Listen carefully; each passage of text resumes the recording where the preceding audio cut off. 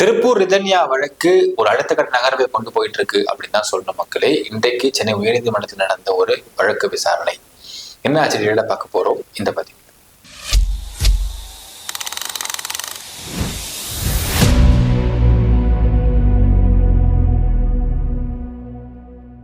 அன்பார்ந்த மக்களுக்கு வணக்கம். நான் உங்கள் கார்த்திக் பிள்ளை அண்ட் வெல்கம் டு தி கேடி. திருப்பூர் அவினாசியில் இருந்த ரிதன்யா அப்படிங்கிற பெண் தற்கொலை பண்ணி இறந்த ஒரு வழக்கு அப்படிங்கிறது இன்றைக்கு சென்னை உயர்நீதிமன்றத்துல ஒரு மனு தொடுக்கப்பட்டிருக்கிறது. இந்த மனுவால அடுத்தது இந்த வழக்கு எப்படியெல்லாம் சூடு பிடிக்க போகுது அப்படிங்கிறதை நிச்சயமா தமிழக மக்கள் பார்ப்பதற்கு வாய்ப்பு இருக்கு. ஏனால் நம்ம தொடர்ந்து பேசிக்கிட்டு இருக்கோம் இந்த வழக்கை பற்றி.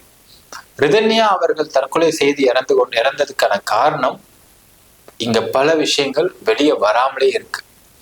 இப்போ வழக்கு விசாரணை இருக்கிறதுனால நம்ம அதை பத்தி டீட்டெயிலா பேசணும்னு நினைக்கிறேன். பட் இருந்தாலுமே இங்க ஒரு சில விஷயங்கள் இங்க கவின் ரிதன்யாவுடைய கணவர் கவின் மீதும் கவின் குடும்பத்தின் மீதும் வைக்கக்கூடிய அந்த குற்றச்சாட்டுகள் எல்லாம் நாம் விசாரிக்கும் பொழுது இதெல்லாம் உண்மையே கிடையாது. இதை யாரோ உள்ள இருந்து நல்லா அஜெண்டா பண்ணி இதை எப்பவுமே ஒரு விஷயம் நாம் புரிஞ்சுக்கணும் மக்களே. சொசைட்டிலையும் மீடியாலையும் ஏதாவது ஒரு கேஸு பயங்கர ட்ரமடைஸ் பண்ணப்படுது இல்லைன்னா எமோஷனலைஸ் பண்ணப்படுது அப்படின்னா அப்போ ஏதோ உண்மையை மறைக்கிறதுக்கு யாரோ ஒருத்தவங்க வேலையை பார்க்குறாங்க அப்படிங்கிறத நம்ம ரொம்ப தெளிவா புரிஞ்சுக்கலாம். 2021 இருந்து நம்ம தொடர்ந்து பார்த்துக்கிட்டு இருக்கோம். எந்தெந்த வழக்கெல்லாம் மீடியாவிலையும் சோசியல் மீடியாக்கள்லையுமே ட்ரமடைஸ் பண்ணப்படுதோ அந்த வழக்குகள் எல்லாம் உண்மை அப்படிங்கிறது மறைக்கப்பட்டு வேற ஒரு பொய்யான பிம்பத்தை வெளியே மக்கள்கிட்ட ஏற்படுத்திக்கிட்டு இருக்கிறாங்க அப்படிங்கிறதை நம்ம ரொம்ப தெளிவா பார்த்துக்கிட்டு இருக்கோம். அதன் அடிப்படையில இங்க ரிதன்யாவுடைய வழக்கு அப்படிங்கிறதும் நாம் விசாரிக்கும் பொழுது கிடைக்கின்ற தகவல் அப்படிங்கிறது முற்றிலும் மாறுபட்டு இருக்கு. ஆனால் வெளியே தெரிகிற விஷயம் அப்படிங்கிறது உண்மைக்கு முற்றிலும் புறம்பா இருக்கு.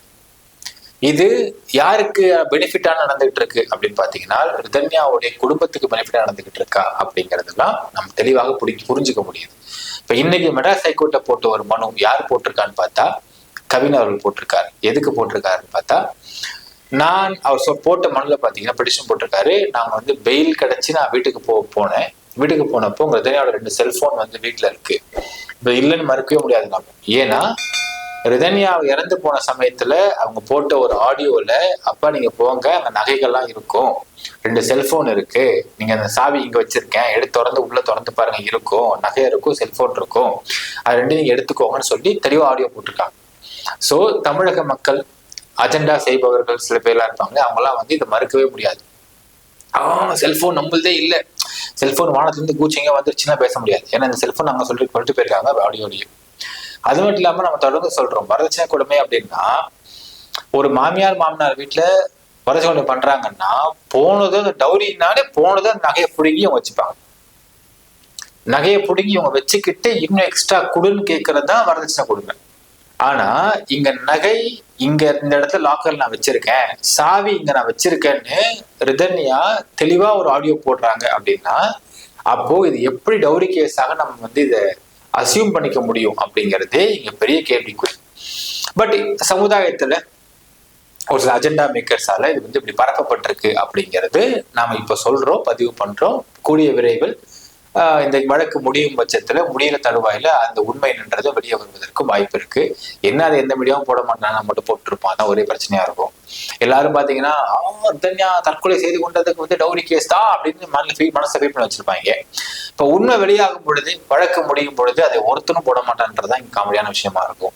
எப்படி நம்ம தஷ்வந்த் கேஸ் பண்ண மாதிரி பண்ணுவாங்கன்னு நினைக்கிற மக்கள் அது பார்ப்போம் பொறுமையா. இப்ப பாத்தீங்கன்னா அது 2 செல்போன்ஸ் எடுத்து ஆய்வு பண்ண சொல்லி நான் இன்வெஸ்டிகேட்டிங் ஆபீசர்கிட்ட கொடுத்தேன், அவரு ஆய்வு பண்ண முடியாதுன்னு சொல்லிட்டாரு. சோ நான் இப்போ உயர்நீதிமன்றத்தை அணுகிறேன் அப்படின்னு சொல்லிட்டு கவின் போட்ட பெட்டிஷன் இன்னைக்கு சதீஷ்குமார் ஜே அவங்க பெஞ்சில விசாரணைக்கு வந்தது. அவர் ஒரே போட போட்டார், ஏன் ஆய்வு பண்ணல அண்ணே. ஐயோ சொல்றாரு, நீங்க செல்போனை கொடுத்தா ஆய்வு பண்றாங்க ஐயா, அவ்வளவுதானே மேட்ரு, கொடுங்க ஆய்வு பண்ணுங்கன்றாரு. இப்போ இது ஃபாரன்சிக்கு கொண்டு போறாங்க. அப்ப அடுத்த வார்த்தை போட்டுக்காரு, இதை ஏன் ஆய்வு பண்ண சொல்கிறீங்க, இதுல என்ன இருக்கு? ரிதன்யா அவங்க தோழிங்கிட்ட பேசின ரெக்கார்டிங்லாம் இது இருக்கு. அதுல எனக்கு மேரேஜே விருப்பம் இல்லை, கல்யாணத்துல விருப்பமே இல்லை, எனக்கு கம்பல் பண்ணி மேரேஜ் பண்ணி வைக்கிறாங்க அப்படின்னு தோழிங்கிட்ட பேசின ஆடியோஸ்லாம் இருக்கு அப்படின்னு கவின் அவர்கள் குறிப்பிட்டிருக்கிறதா வெளியே வந்திருக்கு. இப்ப நம்ம அடுத்த கேள்வி கேட்கிறோம். அதாவது 27 வயதாகக்கூடிய ரிதன்யா அவங்க அப்பா சொல்லும்படி பார்த்தா நாங்க பல இடங்கள்ல பொண்ணு மாப்பிள்ளை பார்த்தோம், ஒண்ணுமே செட் ஆகல, கடைசியா செட் ஆச்சு, நாங்க மேரேஜ் பண்ணி வைக்கிறோம், இட்ஸ் லேட் மேரேஜ் ஆக்சுவலி அப்படிங்கிற மாதிரி அவங்க சொல்றாங்க இல்லைங்களா. இந்த திருமணத்தை ரிதன்யா அவர்கள் விருப்பம் இல்லாமல் நடக்குது அப்படின்னு தோழிங்க கிட்ட பேசியிருக்காங்கன்னா on what reason, for what reason, இதுவும் வெளியே வரும் மக்களே. நாம் ஃபர்ஸ்டே வீடியோ ஒன்று போட்டிருப்போம், அதை சொல்லியிருப்போம். ரிதன்யாவுடைய முன்னாள் காதலனை 4 முறை கிட்ட நினைக்கிறேன், 4 முறை வந்து கூட்டு விசாரணை கூப்பிட்டாங்க. 4 முறையும் அவர் அட்வொகேட்டோட வந்து விசாரணைக்கு வந்திருந்திருக்காரு. அவர் முன்னாள் காதலனா இல்லை இப்ப வரைக்கும் கான்டாக்ட்ல இருக்கிறாங்களா, இருந்திருக்கிறாங்களா அப்படிங்கிற விஷயம் எல்லாம் இந்த செல்போனை எடுத்து ஆய்வு செய்தால் வருமா அப்படிங்கிறதை நாம் பொறுத்திருந்து பார்க்க வேண்டும். கிட்டத்தட்ட பல மணி நேரங்கள் அந்த நபரோடு ரிதன்யா அவர்கள் பேசியிருக்கிறாங்க அப்படின்றதெல்லாம் ஒரு செய்திகள்லாம் வருகின்றது. இந்த செய்திகள் எல்லாம் உண்மையா இல்ல பொய்யா? ரிதன்யா தற்கொலை செய்து கொள்வதற்கு முன்னால் பேசிய நபர் யார்? ஏன்னா நமக்கு என்ன இன்ஃபர்மேஷன் கிடைக்குதுன்னு பாத்தீங்கன்னா, லாஸ்ட் 3 நாளா ரிதன்யா கவினுக்கு போனே பண்ணல அப்படின்னும், கவின் போன் பண்ணா ரிதன்யா போன் சுவிட்ச் ஆஃப்ல இருந்திருக்கு அப்படின்னும், சரி ஓகே போச்சுட்டு அம்மா வீட்டுக்கு போயிருக்காங்க வருவாங்கன்னு கவினை விட்டாரு அப்படின்னு தான் ஒரு தகவல் சொல்லப்படுது, ஒரு தகவல் நமக்கு கிடைக்குது. இதுதான் கவின் ஸ்டேட்மெண்ட்ல இருக்கிறதாக ஒரு தகவல் நமக்கு கிடைக்குது. அப்படின்னா ரிதன்யா கடைசியாக பேசிய போன் கால் யாருகிட்ட அப்படிங்கிற தகவல்லாம், என்னால் கவின் கான்டாக்ட் பண்றாரு, கவின் கான்டாக்ட் பண்ண அந்த போன் சுவிட்ச் ஆஃப்ல இருக்கு. சரி, அப்போ ரிதன்யா எந்த போனை வச்சு யார்கிட்ட பேசிட்டு இருந்தாங்க, கடைசியா யார்கிட்ட போன்ல பேசினாங்க அப்படிங்கிறதுலாம் இங்க பெரிய குழப்பமா நமக்கு தோணுது.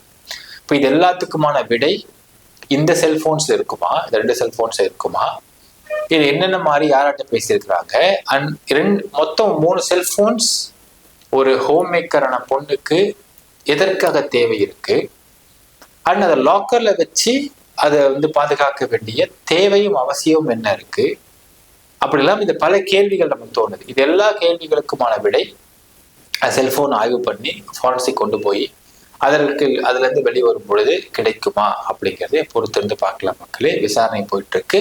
ஏன்னா நமக்கு சில தகவல்லாம் தெரிஞ்சாலும் நம்ம சொல்ல வேண்டிய தேவை இல்லை, சொல்ல வேண்டிய இடம் இங்க நமக்கு கிடையாது. கொஞ்சம் வெயிட் பண்ணி பார்க்கலாம்.